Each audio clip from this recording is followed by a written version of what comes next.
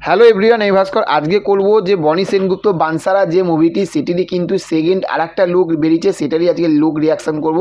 প্রথমেই বলবো যে বনি সেনগুপ্ত একদম আগের থাকতে আগে যেরকম একটা চকলেট বয় ছিল, সেই চকলেট বয় থাকতে কিন্তু এবার একটা আস্তে আস্তে কিন্তু তার একটা ম্যাচুরিটি হচ্ছে, সিনেমার প্রতি তার একটা ম্যাচুরিটি হচ্ছে। সেটা কিন্তু আমরা বানসারার যে কটা লুক বলতে প্রথমেই যে লুকটা এসেছে সেই লুকটা দেখে কিন্তু আমরা বুঝতে পেরেছি।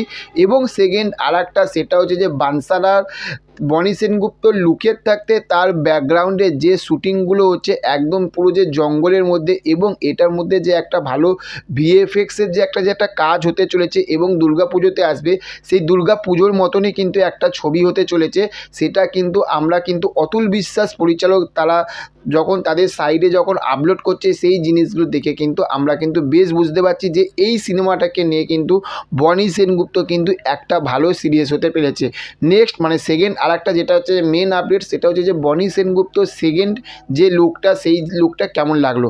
প্রথমেই বলবো, দেখুন যে বনি সেনগুপ্তকে এতদিন আমরা একটা বাচ্চা একটা চকলেট বয় হিসেবে একটা ছেলেকে দেখেছিলাম, কিন্তু এইখানে বনি সেনগুপ্ত যেভাবে লুঙ্গি পরে রয়েছে এবং একদিকে ত্রিশূল ধরে রয়েছে, তো সেখান থাকতে এবং যে একটা ছোটো চুল তার সঙ্গে গোপটা রেখেছে, তো এখান থাকতে বনি সেনগুপ্ত যথাসম্ভব মনে হচ্ছে যে, এবং এই যে সাইডে যে ঠাকুরগুলোর যে ছবি, তো সেখান থাকতে একটা জিনিস বোঝা যাচ্ছে যে এটা কিন্তু একটা গানের শ্যুট চলছে।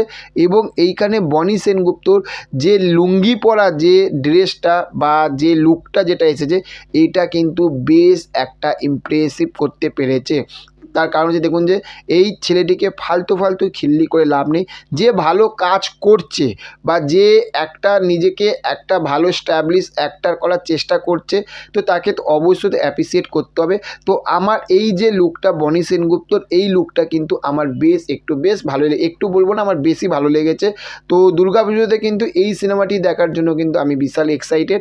আপনাদের এই লুকটি কেমন লাগলো সেটা অবশ্যই কমেন্ট করে জানাবেন। তা চলুন দেখা হচ্ছে পরবর্তী ভিডিওতে। ভালো থাকবেন আপনারা। Okay, thank you, have a nice day, tata, bye by.